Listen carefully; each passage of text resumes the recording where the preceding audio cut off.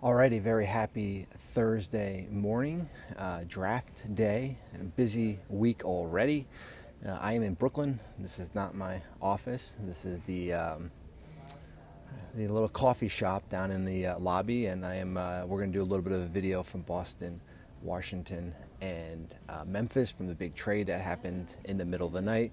I apologize if you hear like elevator music here. I would do this in my room, but my wife and younger son came up to the draft, to go to the draft, and I was like, I'm not going to do it in there, and I wasn't going to do it last night at 1 o'clock in the morning here. So we'll do a video, probably about 8 minutes. Kevin Pelton, I'm sure, has his written article from the basketball semantics of it, but I wanted to kind of go into a little bit of a deep dive, certainly how the structure of all this works, and we will get rocking and rolling here. So a couple things first. When the original deal came out with the Clippers, I really liked it for Boston, considering that, certainly there's a financial element to it.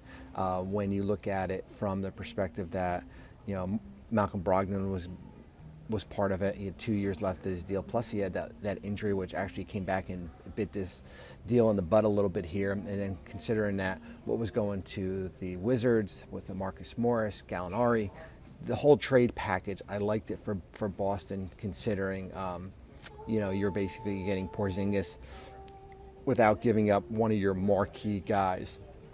I know Brogdon won Sixth Man of the Year, but certainly how the season ended and, with the injury there, when it fell apart, and rightfully so. I think when you're on a timeline, certainly when a player has a player option with Porzingis at $36 million, and he's got basically on the clock, and he is weighing what to do, and then when from the Clippers' perspective, you're almost like forced to do something that maybe you're not comfortable with without doing a physical on this player, and certainly the medicals are the medicals, but unless you get that player under your wing to do the physical, it's hard for you to go ahead and say do the trade call, and then all of a sudden the trade falls apart, and then Kristaps Porzingis, who had opted into his contract, is now screwed, literally. If that's what, and now he's in with the Wizards, and now he's trying to find out another deal here. So I think that's a big part of why this all fell apart.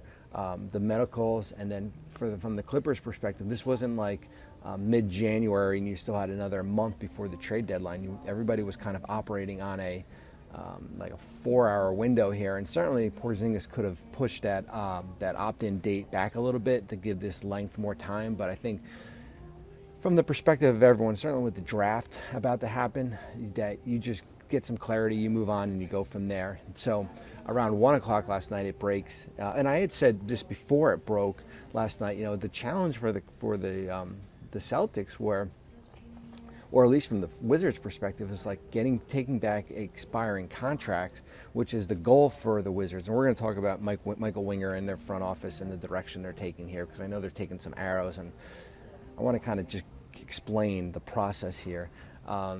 And I said it's going to be hard for Boston, especially, I don't want to say Brogdon's damaged good, but what does the Wizards have to want with Malcolm Brogdon right now? And I said it's going to be a challenge as far as putting together a deal. And then all of a sudden, boom, 1 o'clock in the morning, I think it was 1 o'clock in the morning, we get this 3-team trade. So originally when it happens, Woj breaks, Danilo Gallinari going to the Boston. Okay. Great, part of one of the original parts. Gallinari's entering the last year of his contract. He's got a $36 million player option that he has just opted in. Oh, here's another thing, too. When we're looking at trades before June 30th, when the calendar flips, the money in the trade doesn't impact your luxury tax here. So for the sake of the Celtics, if they were taking back $10 million more right now, it doesn't impact their cap or their tax situation at all, because once the regular season ends, everything is frozen from how much teams owe towards the luxury tax. The only difference is if a player has a bonus or if a player has a trade bonus. So, for example, Marcus Smart had a trade bonus for $1 million. It's about $250,000 spread over 4 years. If the Grizzlies were $100,000 below the tax, now they would become a tax team. Okay, so that's a little bit about how the salaries work. We are still working under 2022-23 salaries. So it's not Porzingis' $36 million player option that's being used in this trade. It's his salary from this current year here. So Porzingis goes to Boston, okay? Where are we getting the money from? Is it going to be Malcolm Brogdon? And then all of a sudden, boom, Marcus Smart. That shook you a little bit. I think certainly for Celtics fans, when that's not the guy that you were thinking it was going to be. Certainly when considering that he is basically the heart of this team. I always say in any job or any profession, change hurts, but sometimes change is good for the perspective of the, whether it be the Celtics, whether to shake it up. So Boston gets back Porzingis. They get back the Memphis Grizzlies first this year, which is in 2000, which is pick 25. They get that Golden State first. Remember, that's from the Andre Iguodala trade from about 4 years ago. Top 4 protected next year. Top 1 protected in 2025. Unprotected in 2026. Who knows what happens? Likelihood that pick is probably in maybe the late teens, early 20s. Still, I think, a pretty good value pick here. So those two assets, along with Kristaps Porzingis, go to Boston. I thought Porzingis was really good last year with the Wizards. He was, showed to be healthy. JJ Redick explained him and Jaylen Brown and Jason Tatum, a pick and roll option that they didn't have. Certainly gives them a big when you have Robert Williams and you have Al Horford already. When he's on the court, he's an all-star. Now here's my big question here. You added about $10 million more in salary this season. What happens next? Is Porzingis, I'm just looking at my phone making sure this thing is like buzzing. Is the Celtics and Porzingis going to enter into an extension? He can only extend for for a total of 3 seasons. So if you start him July 6th, it would be for 2 years, $77 million because of the extend in trade rules. There's a 6-month window where he can't extend for more. He can extend for as far less as you want. There's no restriction on the decrease amount. He can only increase for 105% and an additional 2 seasons here. That changes certainly here, but my big question is with Jaylen Brown's looming extension, Supermax, and then eventually Jason Tatum, is Boston going to want to extend him for $35, $36 million? Or you just play out the year and he's an expiring contract?